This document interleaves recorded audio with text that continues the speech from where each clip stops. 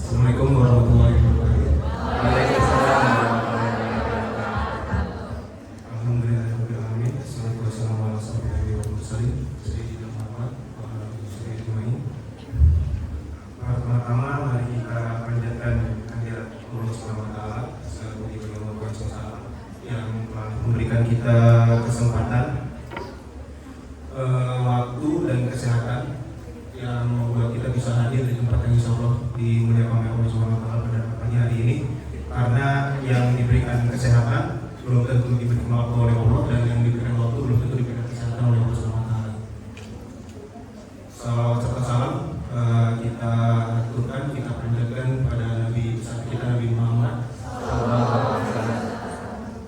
yang atas jasanya, atas tenaganya dan keimanan beliau yang tentunya juga atas bimbingan Allah Subhanahu wa taala, kita masih bisa merasakan nikmatnya Islam sampai pada detik ini. Mungkin pertama teman-teman mungkin sudah kenal sama Adidi ya. Adidi di sini adalah narasumber kita atau pemateri kita. Oke, pemateri kita. Dan Adit ini adalah guru saya. Guru saya dari tahun 2015 saya mengaji kepada beliau. Waktu masih PAUD.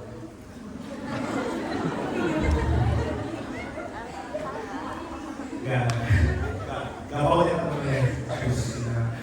Ya pokoknya usia udah 20-an. Ya, saya ngaji sama Adit dari 2015. Nama saya Andriano. Saya di upgrade diri ini sebenarnya lebih ke membantu Adi sih sebenarnya. Saya yang ngurusin YouTube yang tadi teman-teman subscribe ya. Saya yang edit, saya yang upload juga. Ada satu channel YouTube yang belum di. Oh iya, saya sama Adi juga punya channel berdua. Kita ngobrol ngalur ngidul, namanya The Pirates Project. Kalau misalnya teman-teman berkenan mungkin bisa sekalian di subscribe juga. Di situ kita podcast ngomongin hal yang receh sih, nggak ngomongin yang serius-serius, nggak kayak Ustaz Adi gitu kan, Ustaz Buya Yahya gitu kan, nggak kayak beliau-beliau lah. Jadi mungkin teman-teman yang mungkin mau dengar hal-hal yang receh-receh gitu kan, sambil masak, sambil baca buku atau apa gitu, mungkin bisa bisa mendengarkan podcast kami. Atau kalau pas sebel sama suaminya.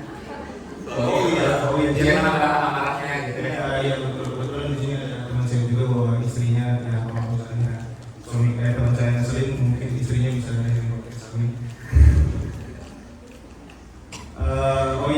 Mungkin disclaimer dulu kan ya. Saya duduk di sini bukan berarti lebih paham dari teman-teman semua. Saya jujur saya sebenarnya dipaksa kali ya. Saya agak dipaksa sebenarnya sama Kang Diklik sama beliau di sana, Pak Andre. Ya saya dikerjain sebenarnya. Karena tiba-tiba acara yang sebenarnya sifatnya hanya pemateri tapi ternyata mau dibuat untuk ada talk show-nya gitu. Mungkin langsung aja kali ya, udah jam 9.20. Langsung aja mungkin kita ke materi inti yang akan dibawakan oleh Adidi, judulnya Rahasia Cinta Manusia Mulia. Kepada Adidi dipersilakan. Teman-teman, jadi terima kasih Kang Didi. Mana Kang Didi? Bang Andre juga, Masya Allah sudah membersamai kita di pagi hari ini ya, luar biasa. Assalamualaikum warahmatullahi wabarakatuh. Waalaikumsalam warahmatullahi wabarakatuh. Alhamdulillah. Nahmaduhu wa nasta'inuhu wa nastaghfiruh wa na'udzu billahi min shururi anfusina wa min sayyi'ati a'malina. May yahdihillahu fala mudilla lahu wa may yudlil fala hadiya lahu. Asyhadu an la ilaha illallah wa asyhadu anna Muhammadan abduhu wa rasuluhu la nabiyya ba'dah. Allahumma shalli ala sayyidina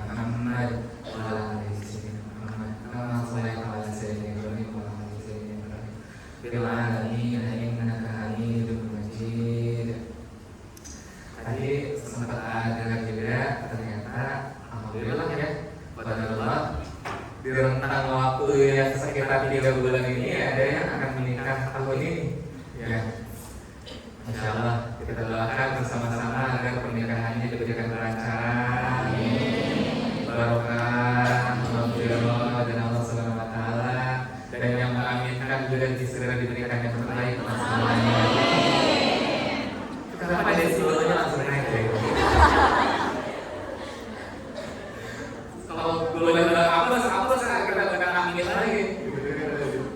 Ya, alhamdulillah. Didoain orang, aminnya orang, gitu kan? Udah dari itu sendiri dicekin, masya Allah. Ya, masih semangat ya. Semoga Allah yang penuh kasih memberikan kita naungan cinta, memberikan kita naungan maghfirah, memberikan kehidupan kita penuh barokah, memberikan kita kemampuan untuk bisa melihat segala kesempatan dalam hidup kita dalam kacamata iman dan takwa, sehingga apapun kesulitan yang kita hadapi, kesakitan yang kita rasakan, apapun itu tetap bisa menambah kekuatan iman dan ketakwaan kita dalam menjalani hidup. Ya teman-teman, hidup udah luar biasa berat ya nggak? Berat ya, apalagi ngelihat yang mau nikah tahun ini kan makin berat.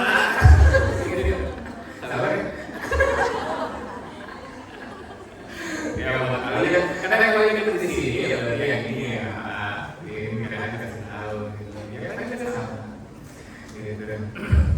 Yang belum nikah ujiannya berat, yang udah nikah berat banget ya.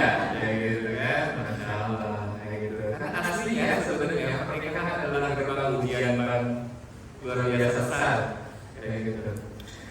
Yang belum nikah mungkin membayangkannya hal-hal yang berbau sinetron dongeng gitu kan. Tapi kemudian ternyata yang udah nikah, masya Allah ujiannya luar biasa. Kenapa? Karena kita tidak melihat semuanya dalam sudut pandang iman dan ketakwaan. Kayak gitu ya. Tapi kalau sudut pandang kalau kacamata yang kita pakai adalah kacamata iman dan ketakwaan, insya Allah yang membimbing kita doakan bersama-sama kepada rekan-rekan kita, saudara-saudara kita, sahabat-sahabat kita yang belum hadir di kesempatan kali ini. Allah berikan jalan terbaik, kemudahan untuk bisa hadir bersama kita. Insya Allah hari ini ataupun di pekan-pekan berikutnya ya, yang sedang memiliki ujian, cobaan dalam kehidupan, agar kemudian Allah berikan kekuatan untuk menghadapi ujian tersebut. Ya. Yang sedang sakit, Allah angkat penyakitnya. Yang sedang punya hutang, Allah segera berikan kemampuan untuk melunasi. Ya, jangan nambah galak ya. Ya, insya Allah kita mah gak begitu. Punya hutang bayar lah. Ya, insya Allah. Dan ada lagi ya, kepada Allah lah kita bermohon dan bermunajat. Juga spesial untuk orang tua kita ya, baik yang masih ada ataupun memang yang sudah mendahului kita, agar kemudian selalu mendapatkan tempat terbaik dari Allah Subhanahu wa Ta'ala, yang diberikan naungan cinta, kasih sayang, maghfirah, dan juga diberikan mata hati yang terbuka untuk terus membersamai kita, membimbing kita menghadapi kenakalan kita yang random ya. Gitu. Kan kita malu kesel ya. Gitu, semoga orang tua kita sabar terus dengan bimbing kita ya, dan dikumpulkan kembali di surga yang kelak. Amin. Salawat serta salam semoga senantiasa terlimpah curah pada junjungan kita baginda Rasulullah Muhammad sallallahu alaihi wasallam, pada keluarga, sahabat dan umatnya hingga akhir zaman. Amin. Dan semoga kita termasuk kepada hamba-hamba Allah, umat beliau Rasulullah Muhammad sallallahu alaihi wasallam, yang mendapatkan syafaat dari beliau. Dan salah satu cara termudah untuk mendapatkan syafaat dari Rasulullah itu adalah kita mencintai sunnah Rasulullah, bukan cuma melakukannya tapi mencintainya. Gitu ya. Sekedar melakukannya udah. Ya. Ambil minum air pakai tangan kanan, kemudian baca bismillah.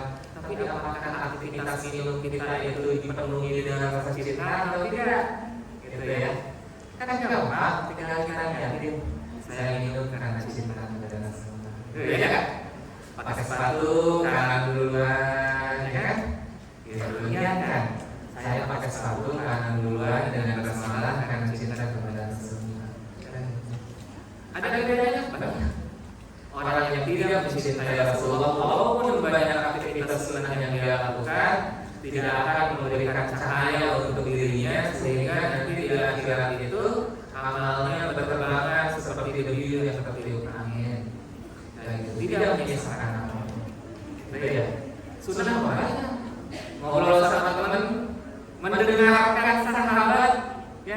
nggak langsung motong itu sunnah juga. Ya orang juga kalau kita ya nggak? Banyak kan? Ya apalagi misalnya ada orang yang kalau udah jadi tempat curhat biasanya orang udah langganan sama dia ya nggak? Nah gitu ya kan? Tinggal pasang aja kita ya kan? Jasa curhat keliling, jasa curhat keliling. Gitu ya Bang? Atau bener-bener telinga buat siapa aja, tapi pundak kita hanya untuk yang spesial gitu. Di sinilah pundak tempat kamu bersandar,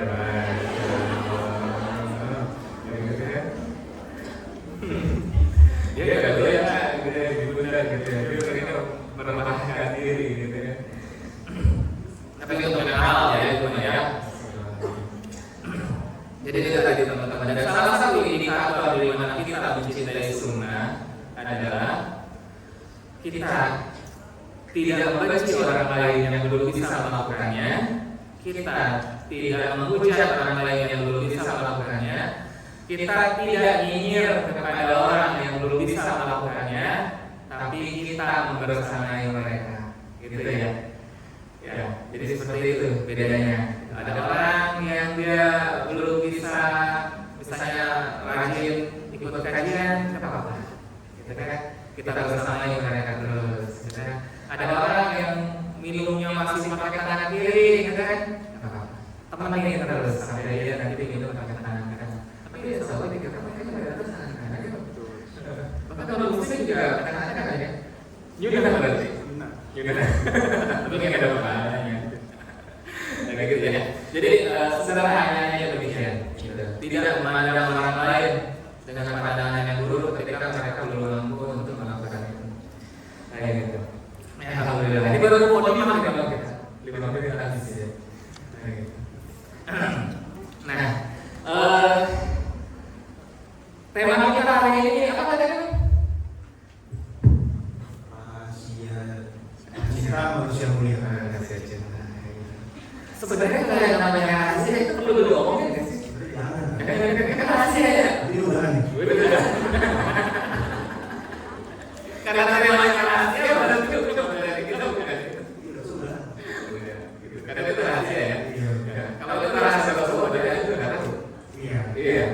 Ya udah berarti. Udah deh Pak. Pulang. Oke. Jadi rahasia cinta. Jadi seorang manusia mulia, ya, masya Allah. Di sini apa yang mereka datanya di sini teman-teman, ya, gitu ya. Pokoknya gak usah banyak-banyak juga, biasa aja, ya. Nah, tapi sebelum kita masuk ke pembahasan tersebut, gitu ya. Di sini ada beberapa hal yang terjadi di masyarakat kita. Jadi secara umum juga sama ya, dalam kajian-kajian kita di luar atau seminar-seminar tentang pasutri yang terjadi di luar sana gitu kan. Terus juga kadang ada workshop juga kan, itu kelas pranikah atau kelas menikah gitu ya. Itu yang kelasnya mama, yang kelasnya bapak-bapak gitu kan. Ada beberapa situasi yang dihadapi oleh mereka.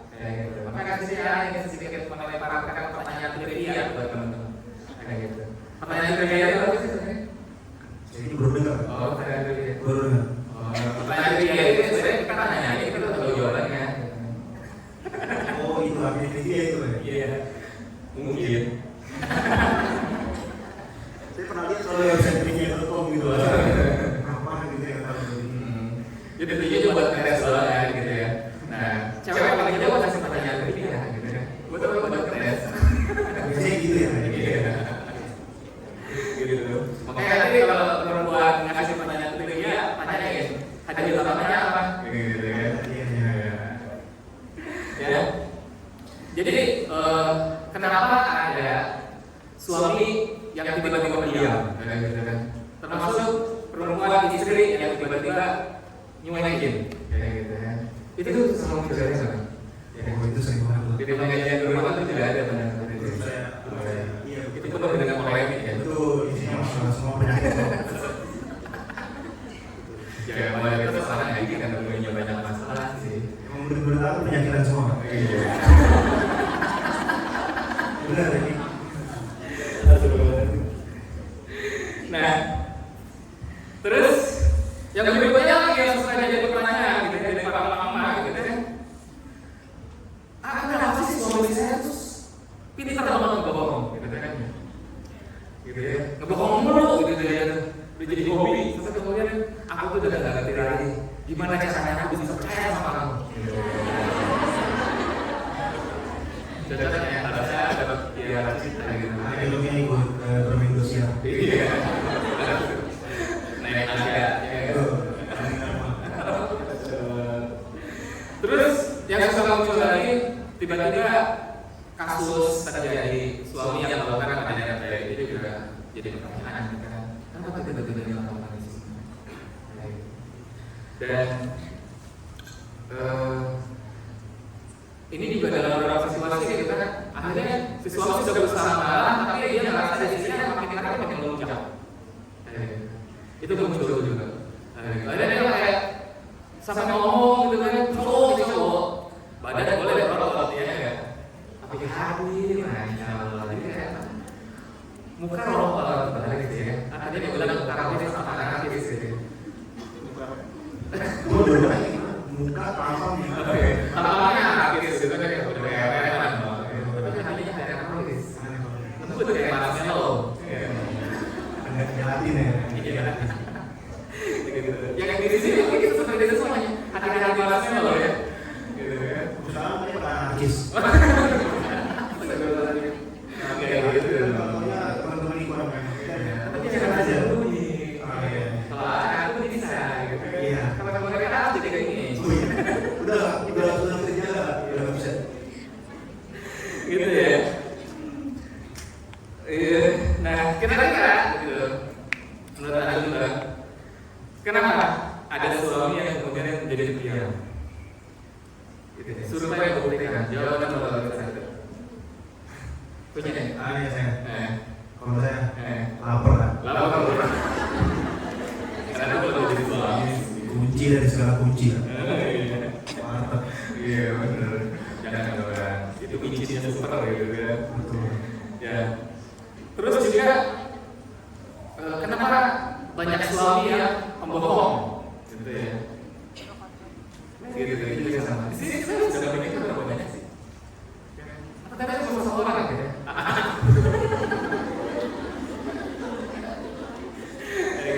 Tapi ini kan bekal ya. Buat teman-teman biar kita tahu polanya seperti apa. Iya. Ya. Kenapa tiba-tiba suami jadi banyak bohongnya? Kayak gitu. Terus dia jadi kasar. Nah ini adalah kemudian yang menjadi problematika kita agar kita mempersiapkan ini semuanya teman-teman. Supaya kita nanti bisa mengantisipasi. Kayak gitu. Ketika kita sudah tahu polanya, kita jadi tahu apa yang kemudian terjadi di balik itu dan bagaimana solusi kita menghadapinya. Nah gitu ya. Jadi pertanyaan, kenapa ada suami yang kemudian jadi pendiam? Jawabannya itu adalah suami pada jawab nggak? Atau belum jawaban itu?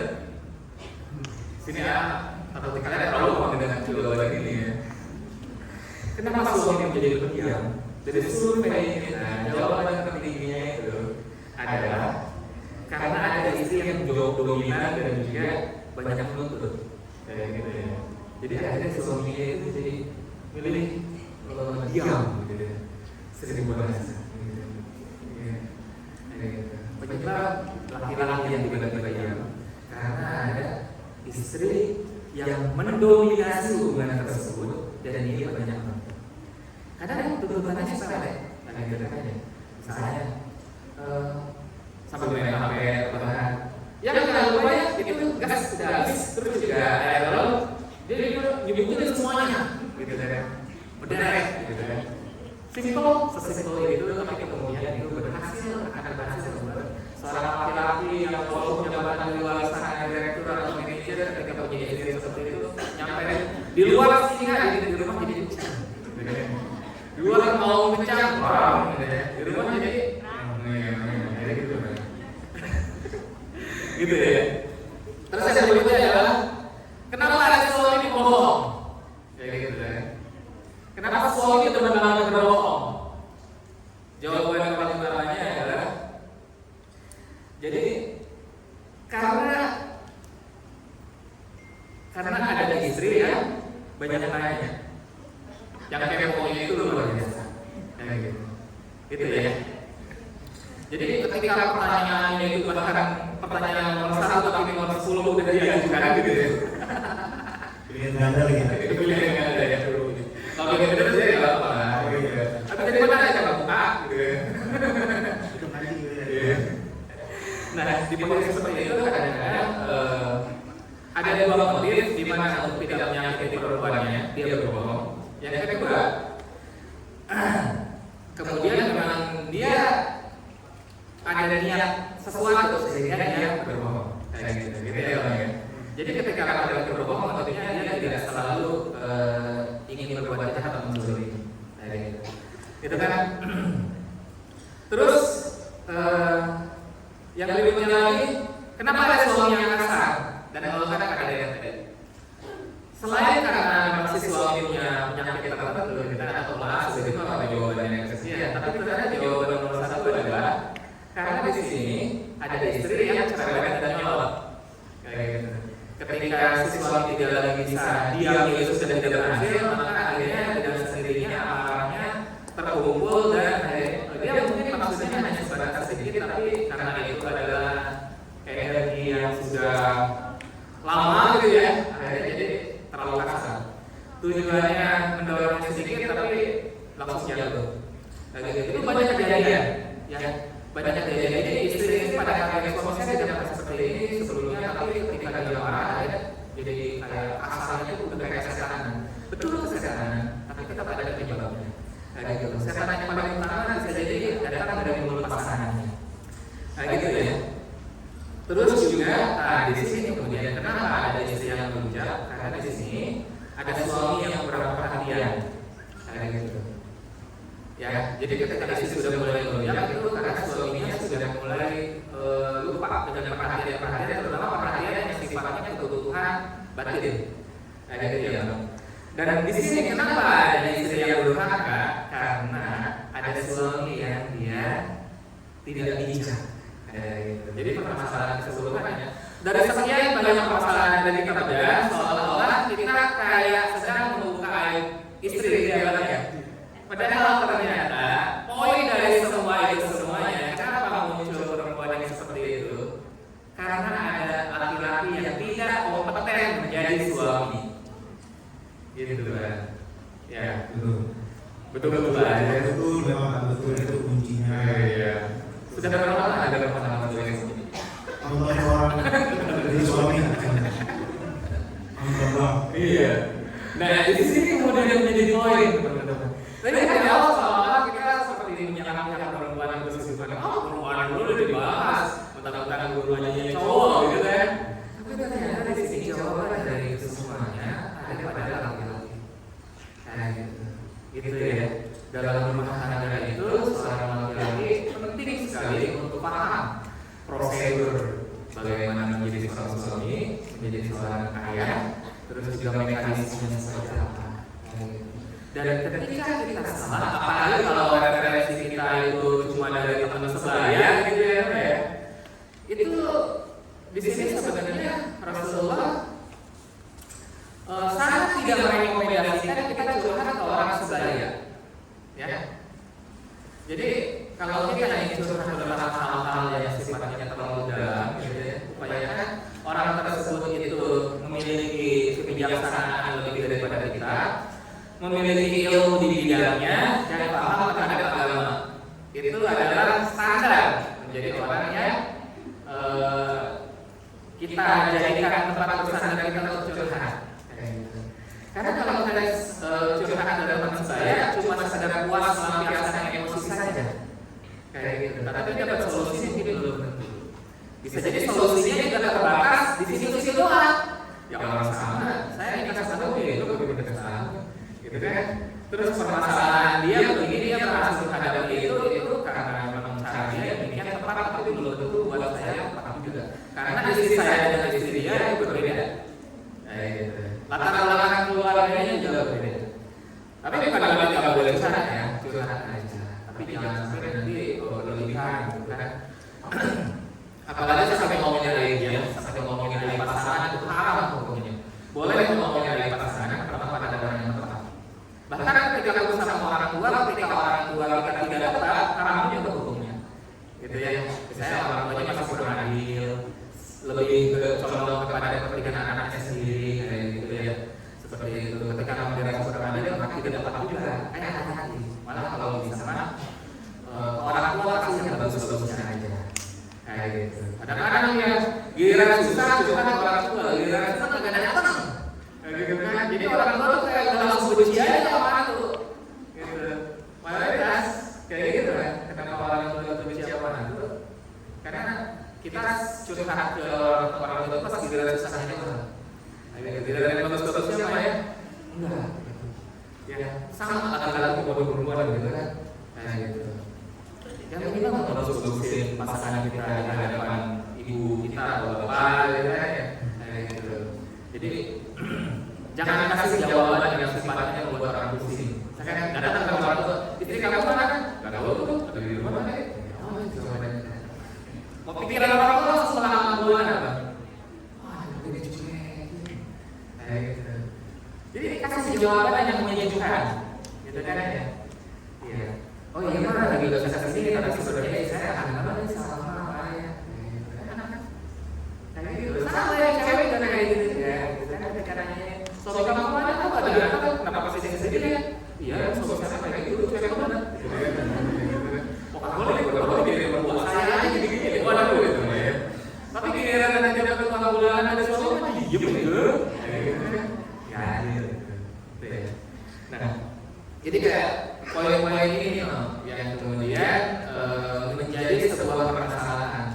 Di awalnya dengan seperti itu. Oh justru mana suami istri yang dia kata-kata apa aja seperti itu, gitu ya. Nah nanti kita akan berhadapan dengan sebuah realita ya, yang ini menjadi fitrah, menjadi bawaan, yang akan nyambung dengan pertanyaan-pertanyaan barusan. Betul kan? Kita sudah bahas tadi di mobil. Hah? Kenapa? Seperti kita bahas tadi di mobil. Seperti kayaknya saya ngantuk deh kayaknya. Ini rahasia bukan? Apa? Rahasia kan? Rahasia juga. Rahasia juga. Kalau dibuka rahasia juga. Gimana ya? Ya. Tapi di sini ini perlu kita pelajari agar kemudian kita bisa menempatkan diri ya. Kayak gitu. Yang tadi itu tentang sifat dasar kedudukan perempuan dan laki-laki, Pak. Udah tahu kan? Udah tahu ya. Karena kita sangat bahas ini kan dia kan dia. Iya. Mau ada yang menyampaikan mengenai gimana? Mengenai dasar. Sepertinya. Karena Ustaz Jamal Pak tahu dulu beliau ya.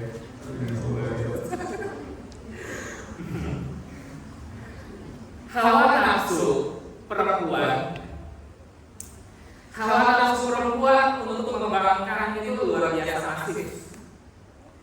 Ya. Hawa nafsu perempuan untuk mengembangkan itu masifnya luar biasa. Sementara hawa nafsu laki-laki untuk berbohong itu luar biasa besar, gitu ya. Dan ini menjadi potensi keburukan yang luar biasa yang diberikan oleh iblis untuk menghancurkan pasangan dalam mempertahankan keluarga yang sakinah. Nah, gitu.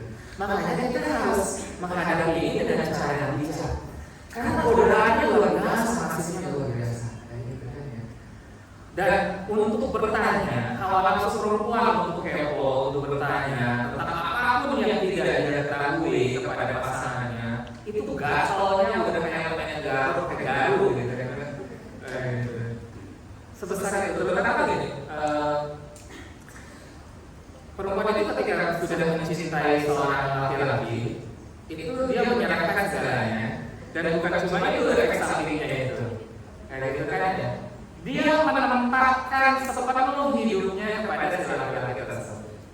Gitu. Jadi justru ketika seorang istri mulai cerewet yang tadinya pendiam, gitu kan, mulai banyak menuntut yang tadinya biasa aja. Gitu. Saya dulu pilih istri saya, ini paling kalem dulu, gitu kan, di pengajian jelas.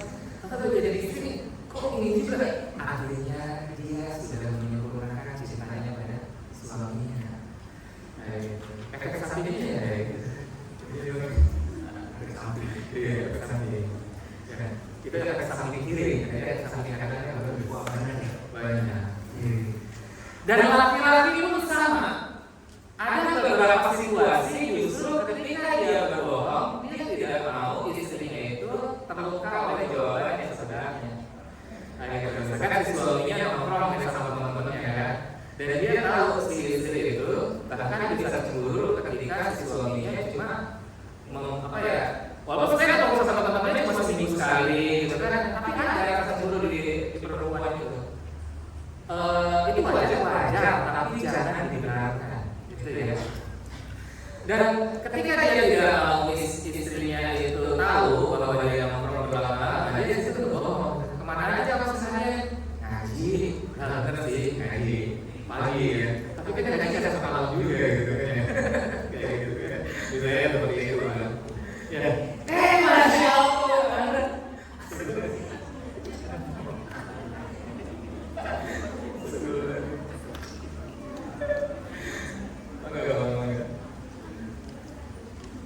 Ya.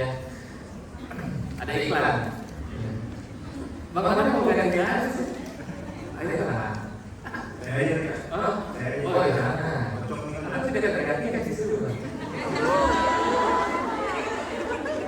baik.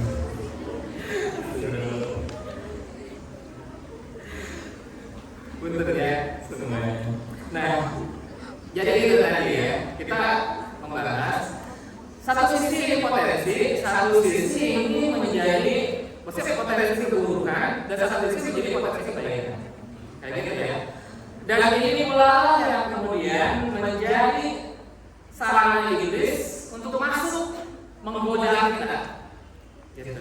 Prestasi terbesar iblis itu, ya, prestasi terbesar yang sangat diapresiasi adalah melepaskan hubungan pernikahan di antara pasangan, gitu kan? Itu prestasi terbesar. Kenapa? Karena kita pernah bahas ini di pertemuan sebelumnya ya. Orang yang menikah itu, karena pahalanya luar biasa ya. Allah memberikan faktor kali yang luar biasa kepada orang yang menikah. Jadi sedikit ulang, gitu kan? Orang yang sudah menikah itu, pahala sholat sunnah 2 rakaatnya itu jauh lebih tinggi, bukan ya? Jauh lebih tinggi, 40 kali minimal, ya, dibandingkan dengan seorang bujang, ya, yang dia melakukan kesolehan 24 jam,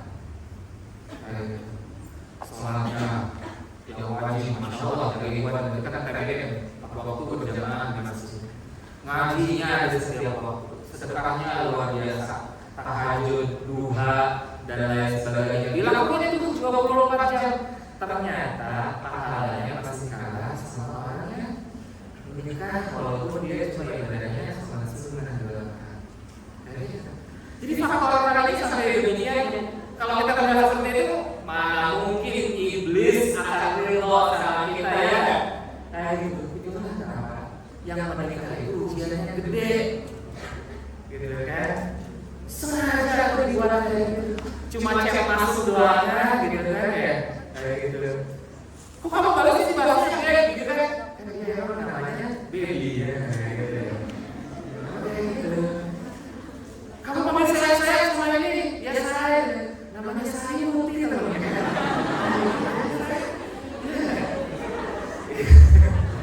Ada ya?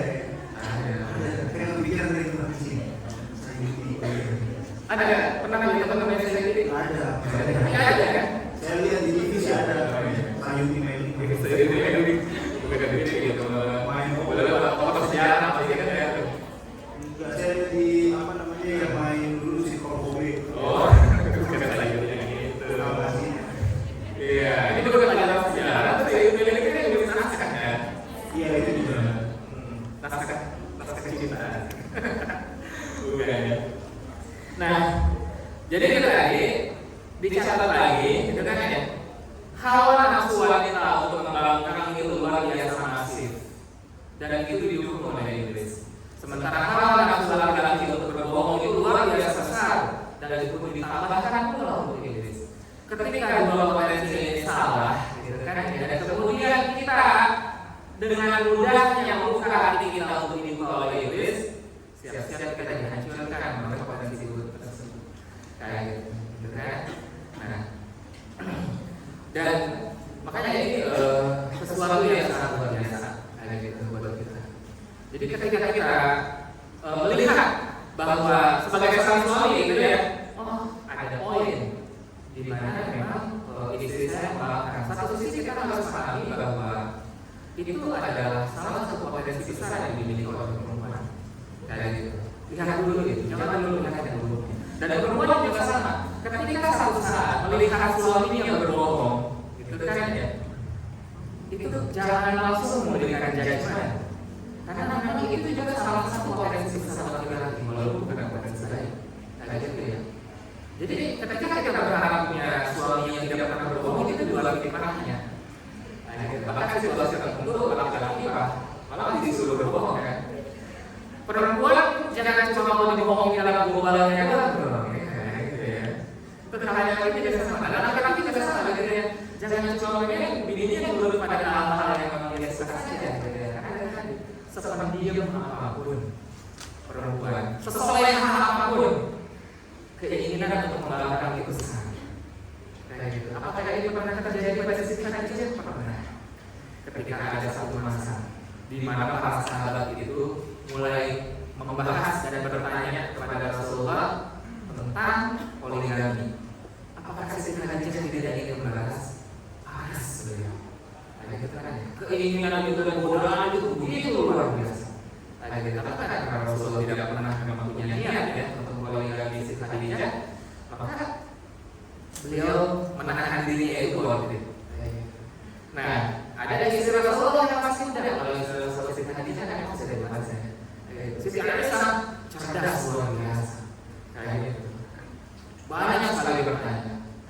Karena pertanyaannya itu sudah sangat luar biasa. Dalam situasi tertentu kalau buat kita agak mengganggu. Padahal kalau kita pikir siapa perempuan di sini yang kesolehannya melampaui Siti Aisyah, ya. Kita bisa katakan tidak. Kayak gitu. Luar biasa. Gitu ya. Tetapi ternyata bagaimanapun Siti Aisyah itu adalah seorang istri, seorang wanita, sama seperti teman-temannya yang di sini. Keinginan untuk membangkangnya tetap besar. Tetapi di sini laki-laki tadi kita ambil contohnya dari Rasulullah. Karena mereka kita bahas itu.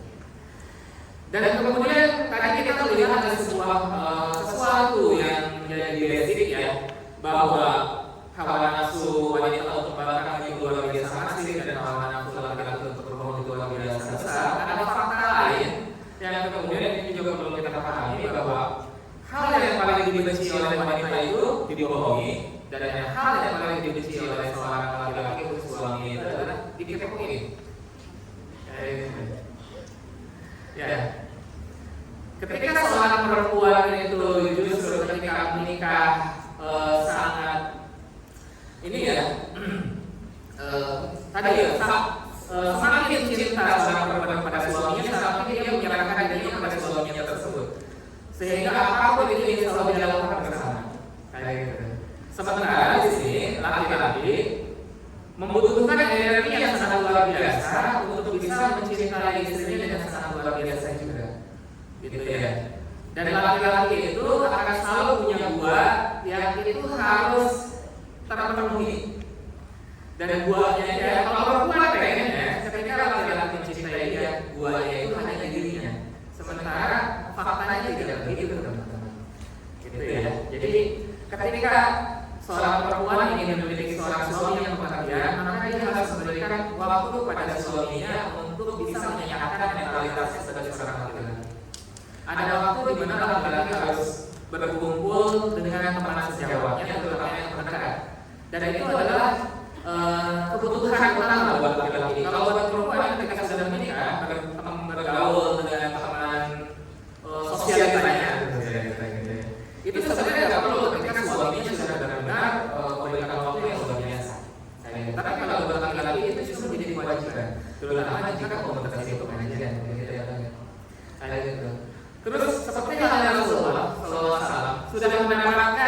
istri terbaik yang tidak pernah tergantikan, Siti Khadijah, faktanya Rasulullah masih terus bertobat. Apakah Khadijah tidak cukup? Bukan itu poinnya.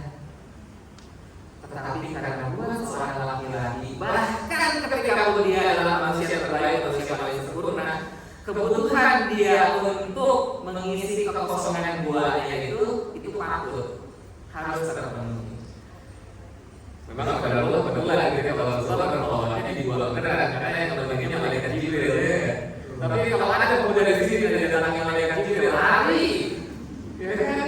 Tolong saya ya Allah, tiba-tiba malaikat Jibril datang, lari, gitu kan ya. Tidak datang makhluk besar luar biasa gitu kan ya, masya Allah. Itu dibuat lagi ya. Tidak ada gitu nggak mungkin malaikat Jibril datang itu udah pasti bukan malaikat Jibril.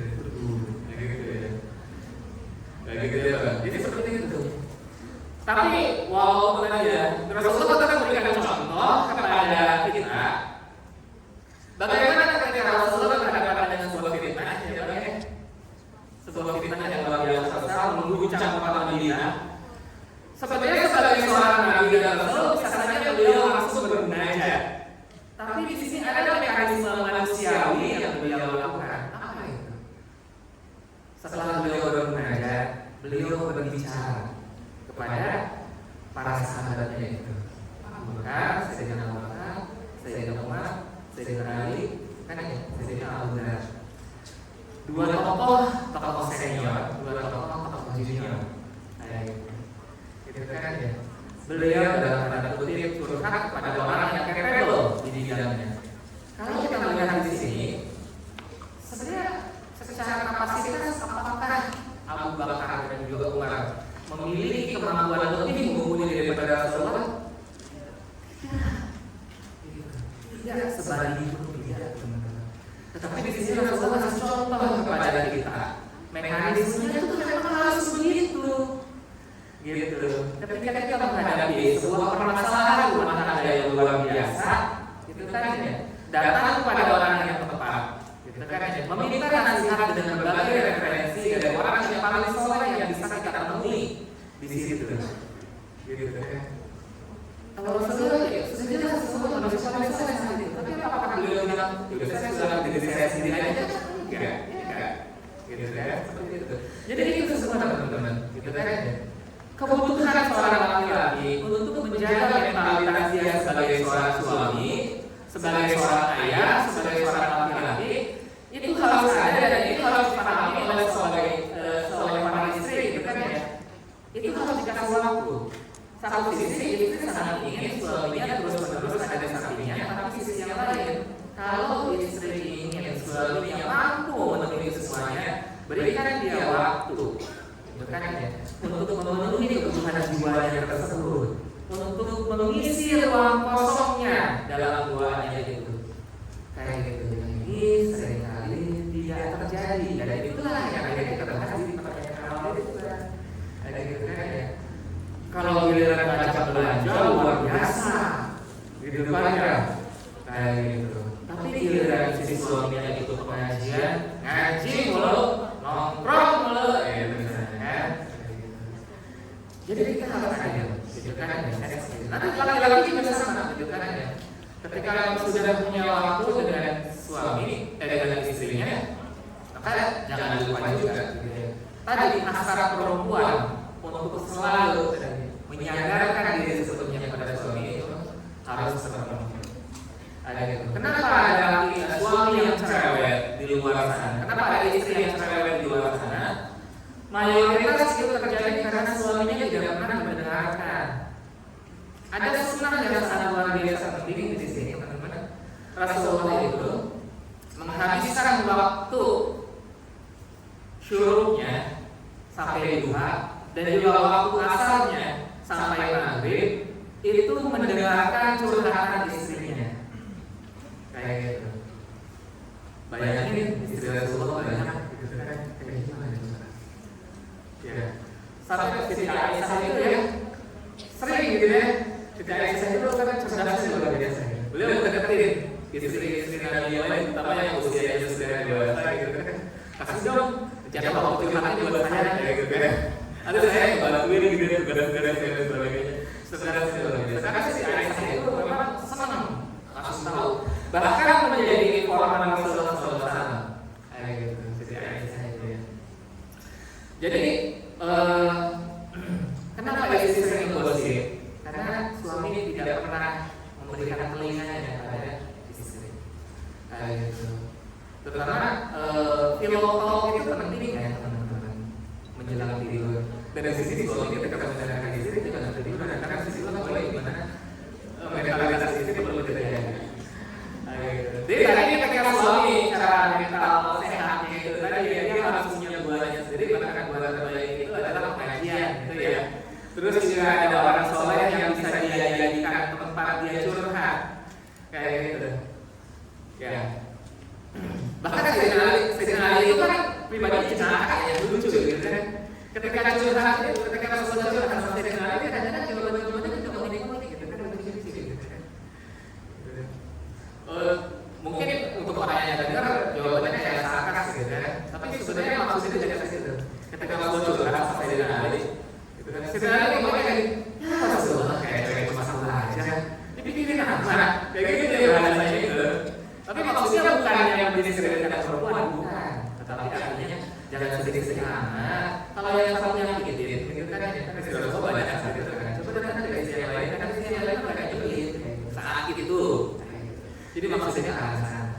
Jadi Sayyidina Ali memang sering dalam beberapa kisah ya, jawabannya itu lucu. Itulah kenapa ilmu fikih itu penting untuk dikuasai oleh orang yang jenaka.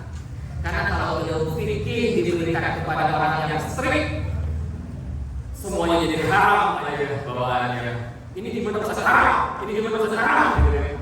Tapi karena Sayyidina Ali itu pribadi jenaka, dia bisa memberikan jawaban-jawaban yang menyenangkan ketika orang lain belum bisa menjelaskan gitu, kayak gitu. Gitu ya. Jadi, nah kita balik lagi.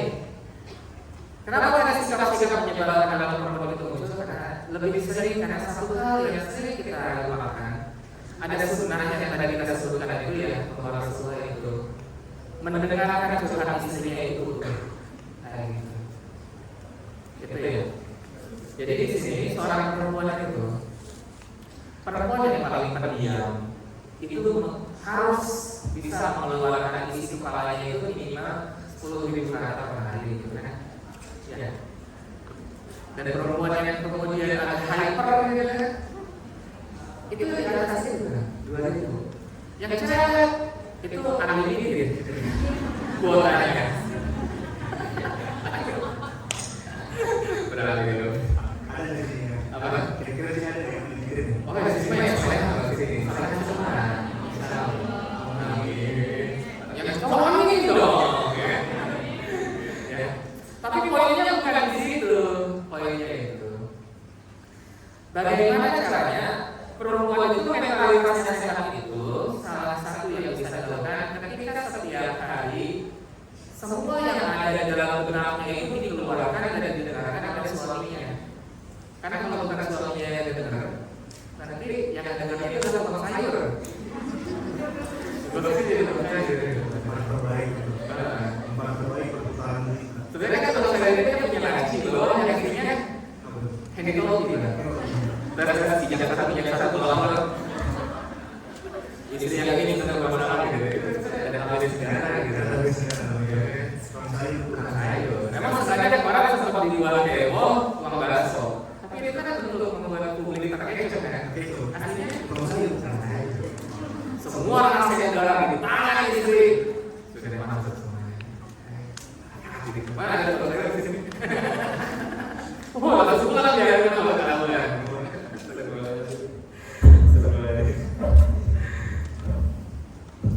Nah, jadi ternyata sesimpel itu teman-teman. Ketika kita ingin istri kita sehat mental, hanya satu sunnah yang penting untuk kita lakukan. Dengarkan dia tanpa diputus. Dengarkan, tanyakan ketika bahkan dia tidak mau mengucapkannya. Kayak gitu. Ya.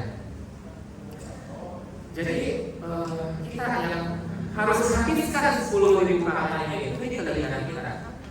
Gitu kan? Karena nanti gesturnya itu akan buruk. Seorang istri yang tidak pernah didengarkan oleh suami, ketika nyuci piring, piringnya pecah. Bukan sengaja menjauhnya gara-gara suami jadi lebih kan, tapi gesturnya buruk. Ketika ngasuh anak, anaknya cenderung rewel. Gitu kan ya. Terus juga ketika melakukan aktivitas rumah tangga juga gesturnya buruk. Bahkan ketika di kantor itu mayoritas ya di sini ada yang terjadi kata-kata biasanya katakan ini seorang perempuan yang mendominasi pekerjaan dan menekan bawahannya itu sebuah indikator bahwa perempuan tersebut tidak dapat perhatian di rumahnya. Jadi kalau teman-teman punya alasan seperti itu kasih saja ya. Kenapa? Karena hidupnya sengsara sebenarnya. Oh, ketahuan. Tapi jangan juga bilang. Jangan. Bu, salah ya. Kenapa kamu betul-betul sadar? Pasti suami ibu kayak gini. Jadi pecat dong saat itu juga. Gitu ya. Tapi kita lagi teman-teman, seringkali seorang perempuan gitu seperti itu ya, terkadang yang dominasi bisa jadi masalah utamanya di rumah atau bisa jadi mungkin ya banyak faktor. Dan itu berasal dari pasangannya ketika di rumah. Tetapi ketika memang bahkan ketika ada seorang perempuan yang pernah mengalami trauma yang luar biasa dan lain sebagainya, gitu kan, tetapi suaminya memperlakukan dia dengan cara yang tepat sesuai sunnah tadi itu, maka walaupun kadang-kadang ada muncul juga ya, tetapi itu bisa terminimalkan kayak gitu. Karena kita ada beberapa hal dilakukan oleh suaminya tersebut. Gitu. Jadi kita aja mendengarkan ocehan istri, bahkan ketika kemudian dia menceritakan ditagih. Rasulullah ketika datang ke rumah Aisyah itu mudah. Kenapa? Karena Aisyah itu mudah-mudahnya langsung menceritakan semuanya. Gitu. Dan di sisi poinnya teman-teman, karena kita tuh suka salah kaprah.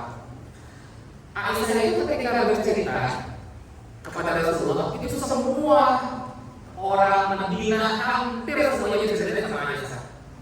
Ya Rasulullah, yang ini begini, kondisinya seperti ini, keuangannya seperti ini, sepertinya itu bantuan seperti ini. Kayak gitu, diceritain semuanya seperti biasa. Itulah kenapa Rasulullah bisa tahu kondisi masyarakat Madinah. Dan luar biasa. Kalau kita kadang-kadang kesolehan kita baru dikit gitu ya, bini kita udah ngomongin orang langsung bilang, solehan jangan gila. Solehan. Itu kan gibah, gitu kan. Udah langsung kita ngomongin kayak gitu. Tapi Rasulullah tidak demikian. Beliau mendengarkan itu dulu dan arahkan yang tadi itu pada kebaikan. Apa yang bisa kita lakukan kepada orang tersebut selain bukan hanya membicarakannya. Kayak gitu. Maka yang tadinya gibah berubah menjadi islah. Kayak gitu teman-teman. Kan bedanya islah, gibah itu ngomonginnya cuma untuk mendengki, islah itu ngomongin untuk membuat kebaikan terhadap orang tersebut. Kayak gitu. Tapi ya hati-hati juga. Lebih islah ya, gitu kan ya. Ngomongnya dengan emosi dan dalam kesusahan gitu. Ya, kayak gitu tadi ya. Nah itu juga poin juga buat kita. Nah jadi kita teman-teman buat sekarang aja menyampaikan sesuatu yang sengaja gitu kan. Kalau saling untuk siapa saja dari kemudian buat sangat kita. Sekarang kita lakukan pasang telinga juga bang. Dan lihat. Pasang telinga juga. Oh iya. Atau ini dulu provider yang katakan istri yang masuk kategori istri berdiam, istri yang mediocre, atau istri yang limited gitu ya. Oh itu penting siapa? Penting. Gitu ya. Kalau limited itu pasti dulu lagi gitu ya. Dan sebenarnya ketika tadi kita berbicara 20.000 kata, seolah-olah seperti banyak teman-teman. Faktanya 20.000 kata itu di tangan, bukan di tangan aja, di mulut perempuan itu sebenarnya hanya 15 menit. Kalau yang lebih dari 15 mana? Ya, tadi kita kan limited Pak ya. Wayangnya naik pasang gitu. Oh maaf, kita akan berhenti kalau belum. Berarti saya berhenti. Nah, jadi kayak gitu teman-teman. Kan kadang-kadang yang para suami langsung ini ya, langsung ciut gitu kan. Apa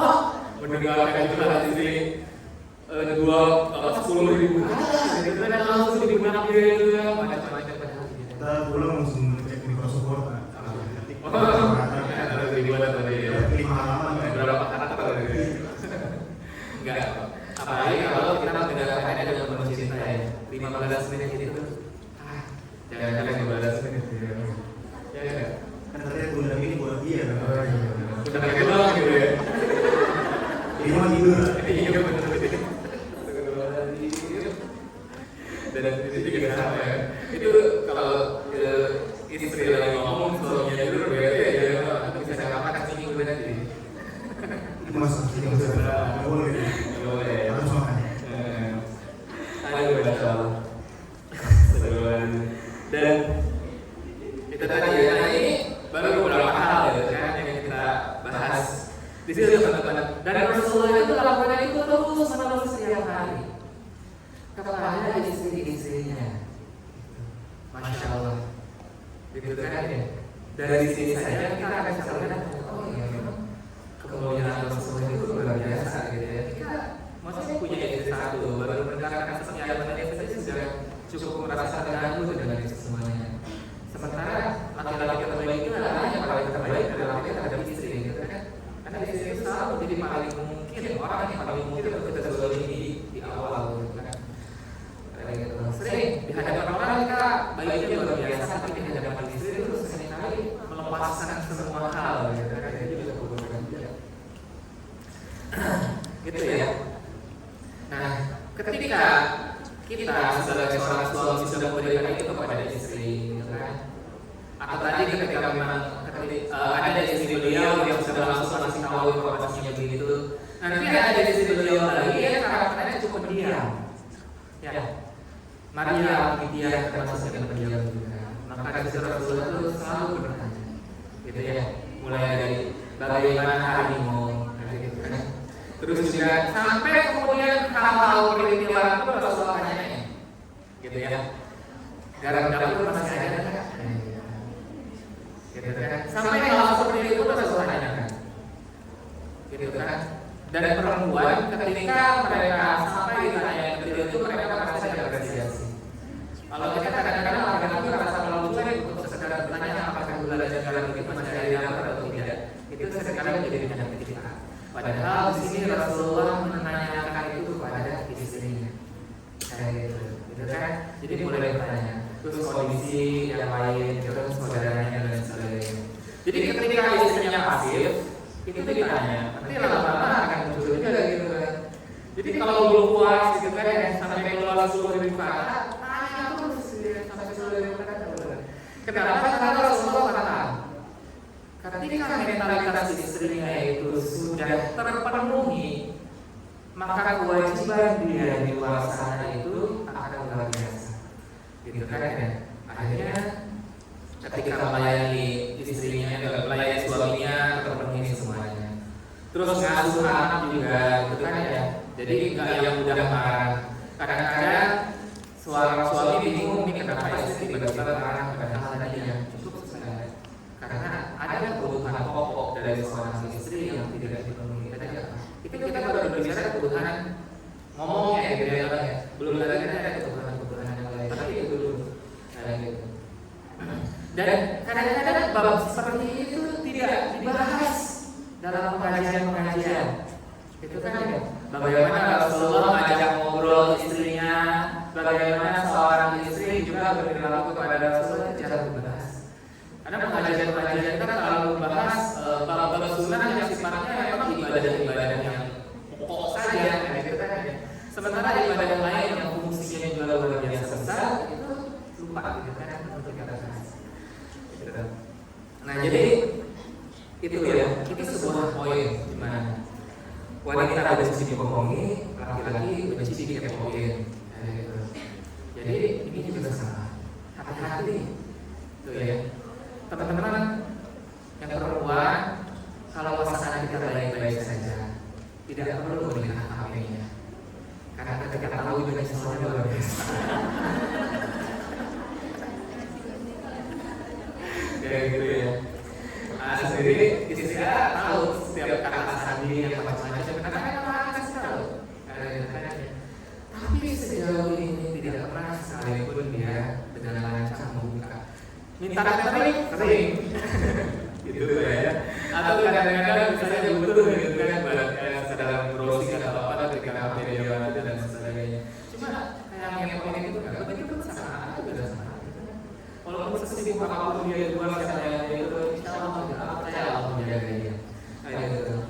Dan itu jadi poin buat laki-laki bisa sampai seperti itu. Bahkan ketika kamu dia soleh dan tidak melakukan apa-apa, ketika seorang perempuan melampaui batas, gitu kan, sampai ke tahap itu laki-laki cenderung gak suka. Gitu ya. Kok kalau pacaran masih suka pacaran ini apa sih yang jujur? Semuanya kepalsuan. Iya. Yang dimunculkan tadi yang baik-baik aja. Gaya berpakaiannya jadi rumah kayak kolor, akal kan rapi, gitu. Ya, di rumah jarang mandi yang akal mandi ya. Itu malah habis. Punya emas ya. Ya kan? Gitu. Karena dia jarang beli. Gitu ya. Itulah kenapa pacaran itu salah kayak gitu ya. Terus yang perempuan juga sama gitu kan. Kalau ngobrol ke orang tuanya yang kasar, udah ngobrol ke pacarnya juga berbudi gitu kan. Gitu. Kalau kejujuran dalam pacaran itu udah biasa saja ya. Pas sudah tahu langsung sudah nikah, iya lakinya gitu kan. Dulu pokoknya perfect gitu kan, high quality ikhwan gitu. Iya, gitu. Udah yang paling soleh kayak gitu kan ya. Gitu, masya Allah. Pas sudah tahu langsung sudah nikah gitu. Tahu ada semuanya. Ya. Itu tadi gitu. Kadang-kadang ya memang seperti itu. Tapi kalau udah jadi suami semuanya akan terlihat kayak gitu. Gitu kan? Nah, maka di sini kita harus paham juga. Dan ketika seorang perempuan itu sangat benci untuk dibohongi, tapi perempuan kan ingatnya luar biasa ya. Maka laki-laki kalau gombal harus selalu batasan. Jangan sampai lupakan terlalu banyak memberikan janji. Karena perempuan itu menandai akan selalu ingat janji yang sudah terucap. Apalagi janji yang kemudian diucapkan dalam keadaan emosi, gitu kan? Ya udah, nanti aku gini, kamu punya apa? Gitu kan? Ini benar kan? Ya, cocok, gitu ya. Apa lu bukan kasih satu lagi kayak udah satu ya? Kayak drama, gitu ya.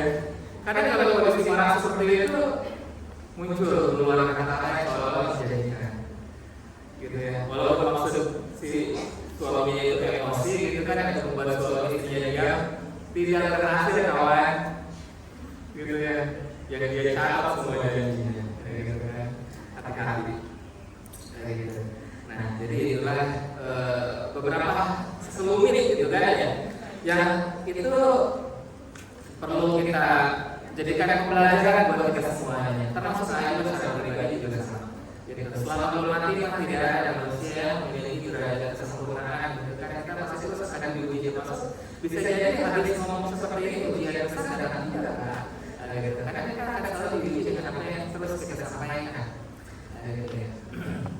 Jadi memang justru orang yang hadir di depan itu seringkali lebih besar ya, karena kita terlalu banyak bicara. Nah, di sini baru kita mulai masuk tiba yang tadi. Yang sebenarnya rahasia itu kalau sudah disingkap sudah bukan rahasia lagi. Jadi udah nggak tahu teman-teman berarti ya. Atau udah ada rahasianya kan ya? Jadi kan tadi kita pakai baju berikutnya gitu. Tapi udah tidak tahu. Oh iya. Gitu kan? Kalau gitu saya mau nanya ya. Oh, jadi saya nanyanya kan karena saya laki-laki. Gimana? Lumayan alhamdulillah. Oh iya, alhamdulillah. Jadi hubungan kita sama aja apa kamu tulen? Jangan. Nanti disalahgunakan nih. Oh iya benar. Direkam juga ya? Direkam nih. Nanti kalau untuk pertanyaan untuk yang perempuan nanti ya teman-teman yang aja. Anda tuh tidak ada semua pilih mereka aja kan? Enggak, saya boleh. Alhamdulillah saya boleh. Gimana? Tadi kan ada sempat menyinggung tentang yang laki-laki itu perlu ada orang yang kredibel gitu ya untuk kita tuh maksudnya curhat bahasa kasarnya mungkin membuang sampah. Di sini tuh yang mau saya tanyain itu tuh ilmu agama yang baik itu menjamin nggak sih untuk seorang laki-laki itu akan menjadi suami yang baik juga gitu. Karena tadi kan ada juga menyinggung ya maksudnya kajian pada umumnya itu hanya menunjukkan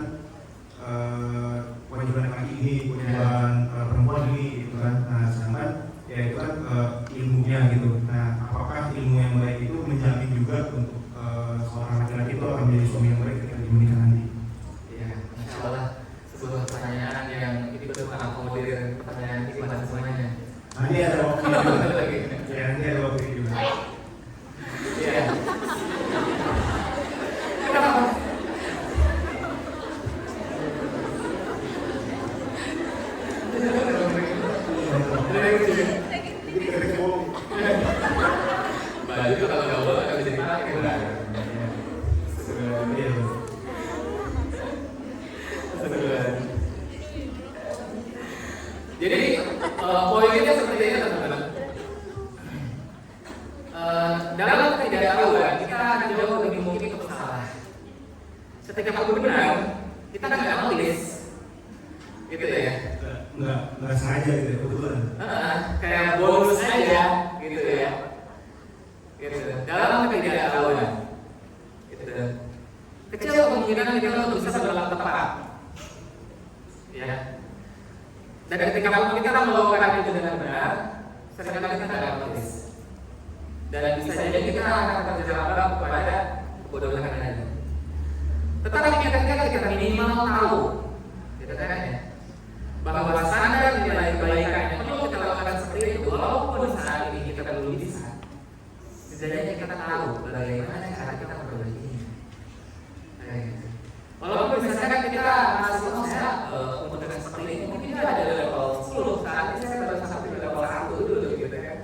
Atau teman-teman di sini belum nikah, kira semua ini hanya baru menjadi sebatas teori buat teman-teman.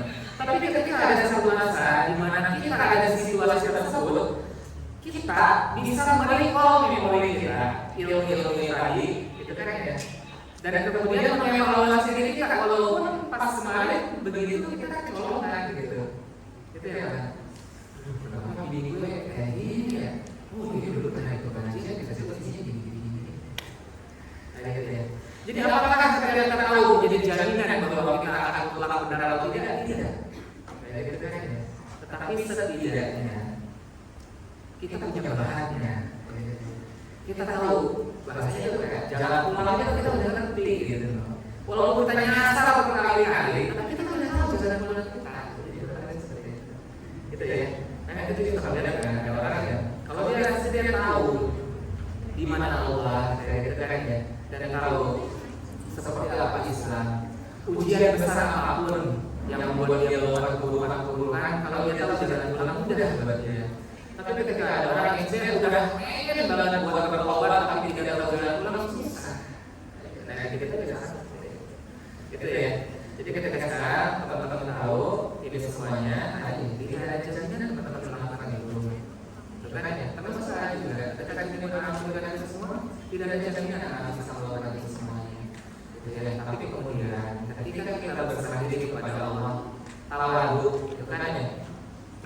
Dan memohon kepada Allah agar ilmu yang kita bahas pada hari ini itu Allah berikan kita kesempatan untuk bisa mengaplikasikannya, itu akan jauh lebih bisa menjamin. Kalau di sini kita cuma sebatas menyombongkan diri, oh itu kajian sudah mencapai semuanya, itu tidak akan memberikan kesempatan. Gitu ya. Apalagi kalau sedang dijadikan bahan konten gitu kan, waktu itu hari ini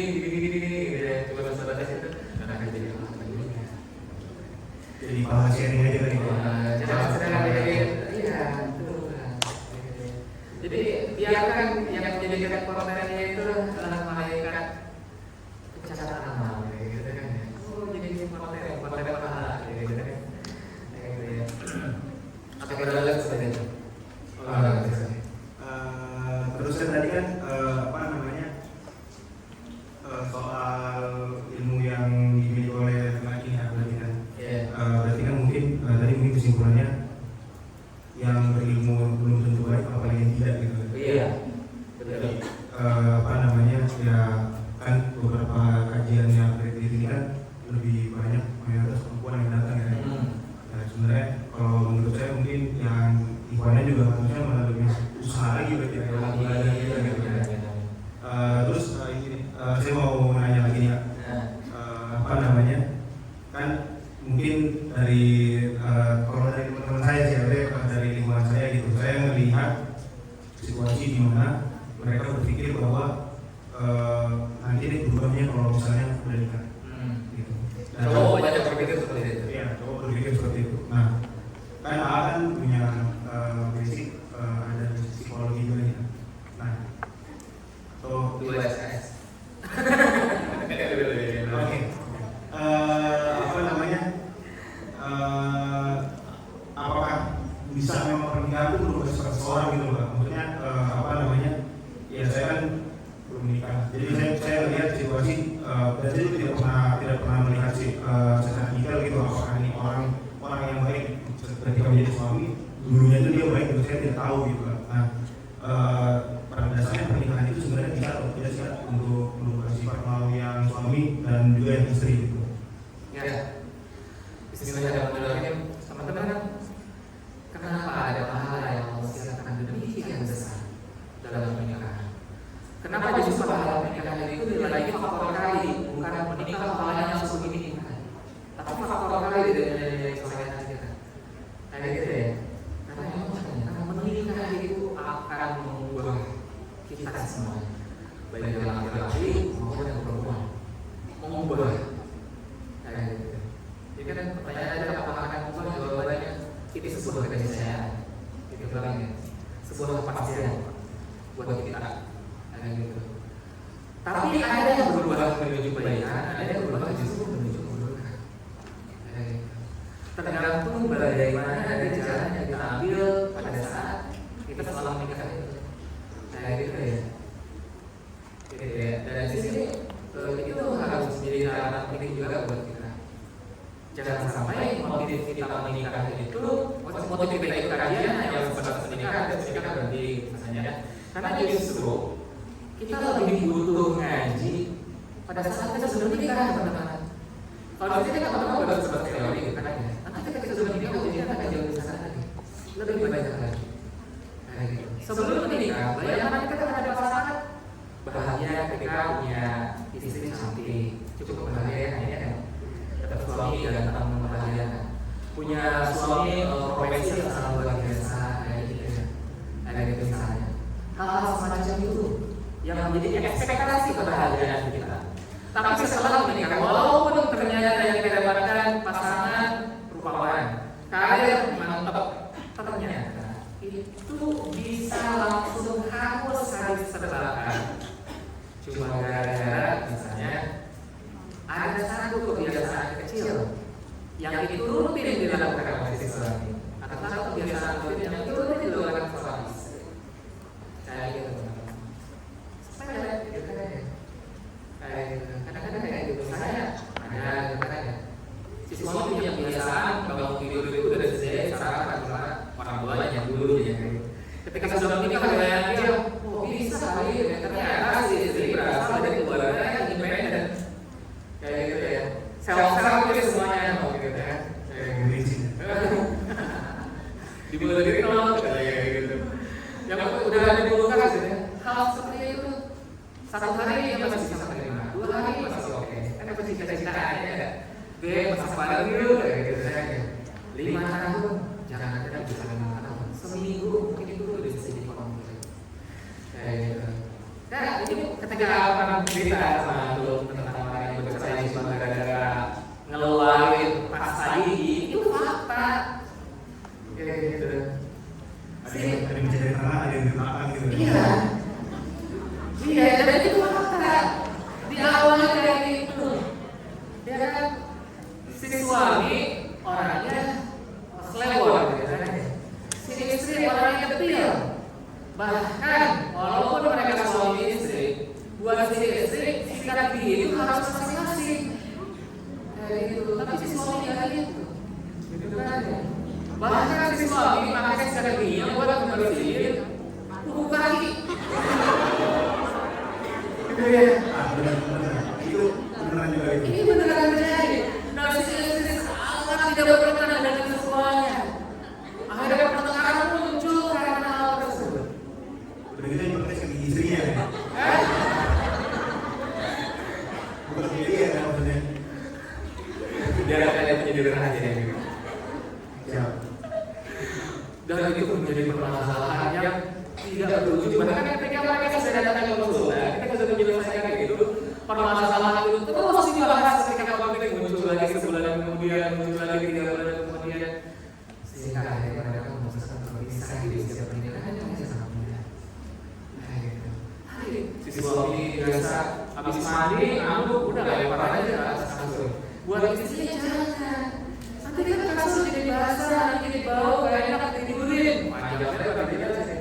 Udah habis 5 pas buat menjelasin itu sekarang kata-kata gitu kan ya. Siap gitu kan ya. Siapa yang nyuruh kan. Besoknya masih begitu juga.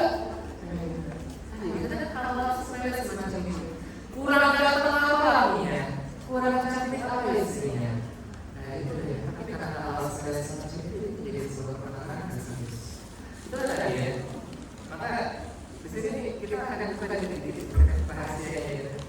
rahasia Rasulullah itu bukan dikit-dikit gitu aja gue. Boleh nggak Bang? Boleh.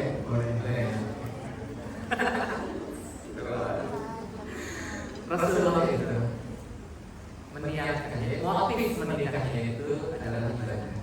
Udah tahu gue gitu. Jadi ketika menghadapi istri yang ngeselin, kalau perempuan berarti ketika menghadapi suami yang ngeselin, Rasulullah akan menganggap itu adalah ladang pahala buat beliau. Itu ya. Oh, istri saya begini. Oh, ini ladang pahala buat saya. Bersabar. Itu ya. Oh, suami saya seperti ini. Ini ladang pahala buat saya. Saya bersabar. Suami saya hari ini naruh di bawah asuhan ini. Oh, ini pahala saya untuk merapikannya. Dia melakukan itu dengan penuh. Bahkan ketika dia tahu tidak ada batas akhir untuk menghadapi semua keburukan dari pasangannya, kadang-kadang kita suka bertanya, sampai kapan saya harus bisa bertahan seperti itu? Ya. Tunggu sampai Allah menjemput kita ke surga. Karena pasangan kita adalah pasangan sahabat surga kita. Tidak menghindari dorongan dari kasur tersebut cetek, ya enggak? Tinggal rapihin sikat gigi, cetek. Ya mungkin prinsip kalau misalnya sikat gigi pakai sikat gigi. Jadi saya nanya. Tapi waktu itu ya silakan beli sikat gigi yang baru karena harga sebuah pernikahan jauh lebih mahal daripada satu sikat gigi.